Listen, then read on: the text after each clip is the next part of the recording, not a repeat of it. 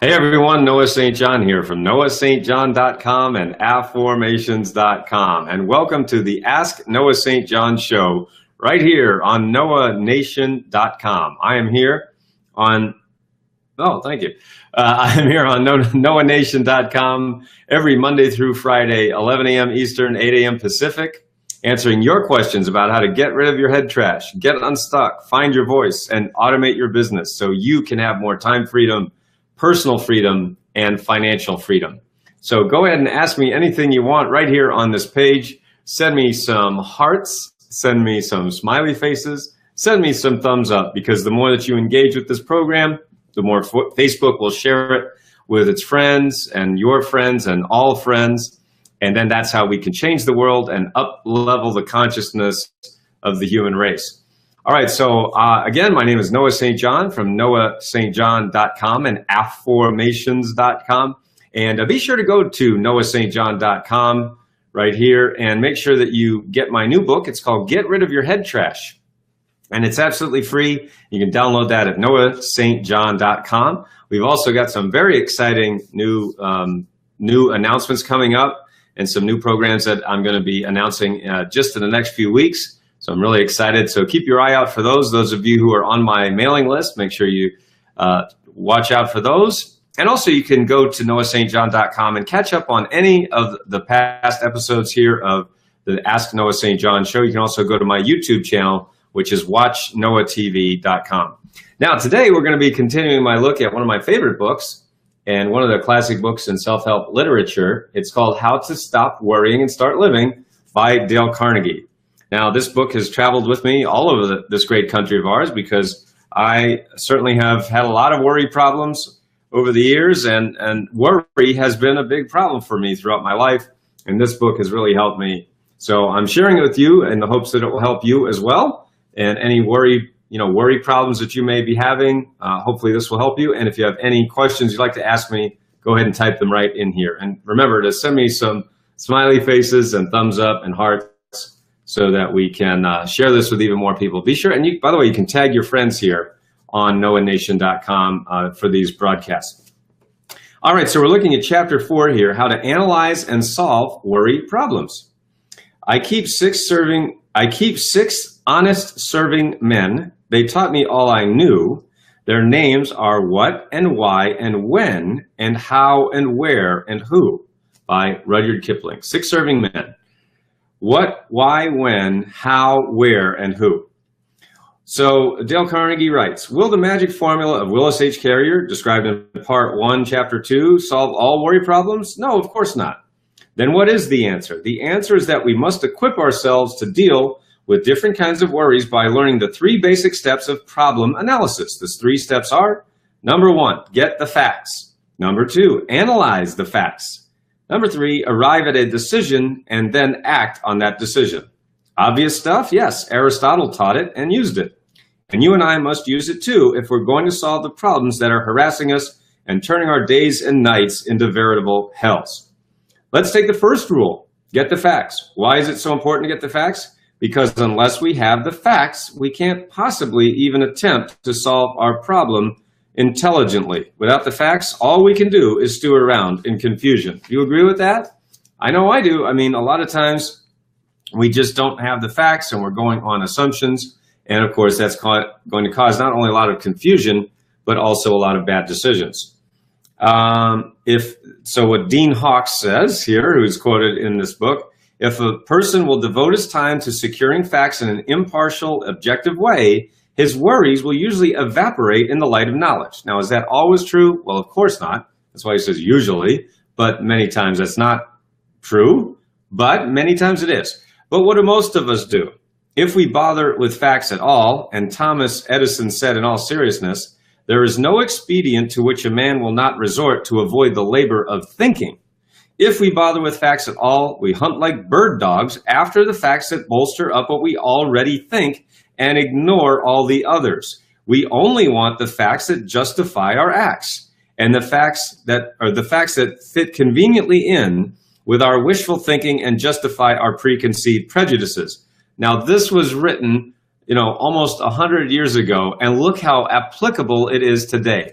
right? Here today we have Facebook, we have the 24-hour news cycle, and many studies have shown that everybody is only listening to people who are exactly like them, right? Republicans listen to Republicans and think the Democrats are insane. The Democrats listen to the Democrats and think the Republicans are nuts, and on and on and on. The libertarians don't listen to anybody. I mean, it just goes on and on. So, I mean, isn't it amazing that this book was written nearly a century ago, and look how true it still is. It's more true now than ever. We only want the facts that justify our acts, the facts that fit in conveniently with our wishful thinking and justify our preconceived prejudices.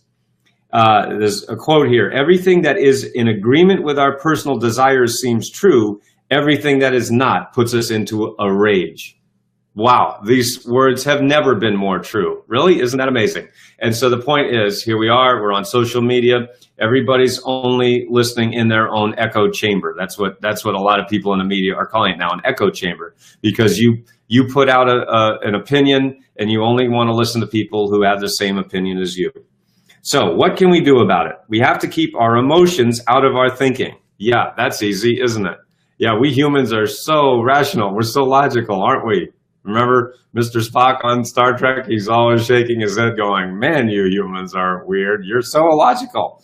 No duh.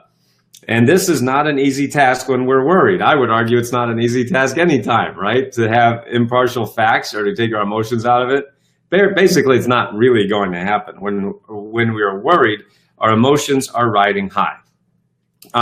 There's a great story in here that I want to share with you.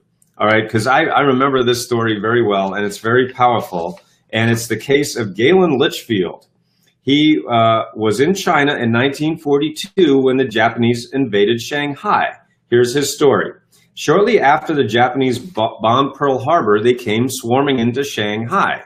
I was the manager of the Asia Life Insurance Company. They sent us an army liquidator, really an admiral, and gave me orders to assist this man in liquidating our assets. I didn't have any choice. I would cooperate or else, and the or else was certain death. I went through the motions of doing what I was told, but there was one block of securities worth $750,000, which I left off the list I gave to the admiral. I left that block of securities off the list because they had nothing to do with the Shanghai assets. At the same time, I feared I might be in hot water if the Japanese found out what I had done, and they soon found out. I wasn't in the office when the discovery was made, but my head accountant was there. He told me that the admiral flew into a rage, called me a thief and a traitor. I had defied the army, and I would be thrown into the bridge house, the torture chamber of the Japanese Gestapo. I had personal friends who had killed themselves rather than be taken to that prison. I had other friends who died in that place after 10 days of questioning and torture. Now I was slated for the bridge house. What was I going to do? I heard the news on a Sunday afternoon, and I should have been terrified, and I would have been terrified if I hadn't had a definite technique for solving my problems. Now, here's the point of the story. For years, whenever I was worried, I went to my typewriter and wrote down 2 questions and the answers. Number 1, what am I worrying about? And number 2, what can I do about it? I used to try to answer those questions without writing them down, but I stopped years ago. So I went and wrote down, what am I worried about? I am afraid I will be thrown into the bridge house tomorrow morning, right? That's a pretty good thing to be worried about. I mean, that's a pretty big thing, right? Then the second question, what can I do about it? I spent hours thinking out and writing down 4 courses of action I could take and the probable consequence of each action. Number 1, I can try to explain to the admiral, but he doesn't speak English. I may stir him up again, and that might mean death, for he is cruel, and he'd rather dump me in the bridge house. Number 2, I can try to escape. Impossible. They keep track of me all the time. I'll probably be captured and shot. Number 3, I can stay here in my room and not go to the office again. If I do, the admiral will be suspicious, will get soldiers to send me, and I'll probably get thrown in the bridge house without a chance to say a word. And number 4, I can go down to the office as usual on Monday morning. If I do, there's a chance that the admiral will be so busy that he will not think about what I did. Even if he does think of it, he may have cooled off and may not bother me. If this happens, I'm all right. Even if he does bother me, I'll have a chance to explain it to him. So that gives me 2 chances to escape the bridge house. As soon as I thought it all out and decided to accept the 4th plan, go down as usual on Monday morning, I immediately felt relieved. When I entered the office the next morning, the Admiral sat there with a cigarette. He glared at me, said nothing. 6 weeks later, thank God, he went back to Tokyo and my worries were ended. As I have already said, I probably saved my life by sitting down that Sunday afternoon and writing out all the various steps I could take and then writing down the probable consequence of each step and calmly coming to a decision. If I hadn't done that, I might have floundered and hesitated and done the wrong thing on the spur of the moment. If I hadn't thought out my problem and come to a decision, I would have been frantic with worry all Sunday. I wouldn't have slept. I would have gone down to the office Monday morning with a harassed and worried look, and that alone might have aroused a suspicion of the Admiral and spurred him to act. Experience has proved to me time after time the enormous value of arriving at a decision. It is the failure to arrive, listen, it is the failure to arrive at a fixed purpose, the inability to stop going round and round in maddening circles that drives men to nervous breakdowns and living hell. I find that 50% of my worries vanish once I arrive at a clear, definite decision. And another 40% usually vanishes once I start to carry out that decision.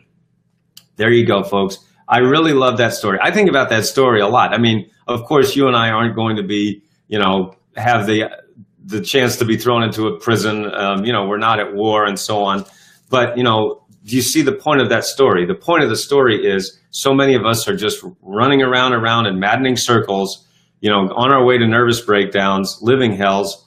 But once we arrive at a clear and definite decision and then start to take action, your worries tend to, if not completely disappear, certainly dissipate. There comes a time when we must decide and act and never look back. So here you go. There's just 4 steps. Number 1, what am I worrying about? So write that down. Write it down. Don't think about it. Write it down. Okay? Number 2, what can I do about it? Okay? So I've used this technique many, many times. So what am I worrying about? Let's say, you're having money problems or relationship problems or health problems, whatever it might be. What can I do about it? So write down all the possible things you could do, like Galen Litchfield did. So even no matter how crazy there are, and this might be a great time to talk with your mentor or a coach or a loving mirror or your spouse or somebody, get some ideas. You can post it here on Facebook, get some ideas. Hey guys, here's my problem that I'm facing. What do you guys think? I mean, we see this happening all the time now, and this is great. Now, of course, you got to be careful if it's a private issue. You don't want to post it in a public forum because, then anybody can see it. So, of course, use your best judgment there. Certainly, it's great to talk to a mentor, a coach, a spouse, a loving mirror.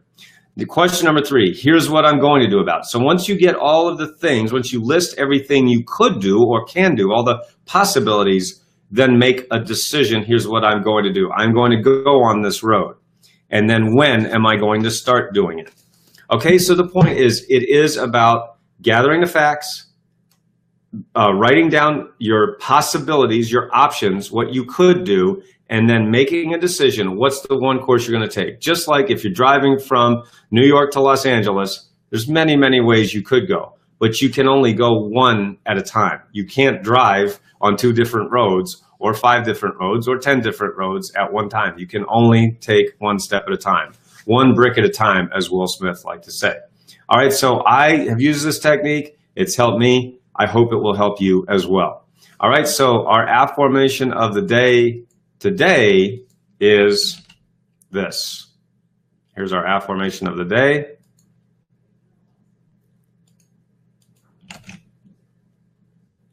Really? This happens all the time. I press copy and paste and it doesn't copy and paste. So here it is again. Really? There you go. I'm going to change it here. Why do I gather facts and take inspired action? Let's see if that'll fit. Why do I gather the facts and take inspired action? How's that, huh? You like that? All right, so for everyone here at SuccessClinic.com, I'm Noah St. John. Make sure to join me here on NoahNation.com every Monday through Friday, 11 a.m. Eastern, 8 a.m. Pacific, where I help you get rid of your head trash, right? Worry is just another form of head trash. Get rid of your head trash. Get unstuck, find your voice, and automate your business. So for everyone here at successclick.com, I'm Noah St. John. See you next time, everyone, and I look forward to being a part of your success story. See you next time.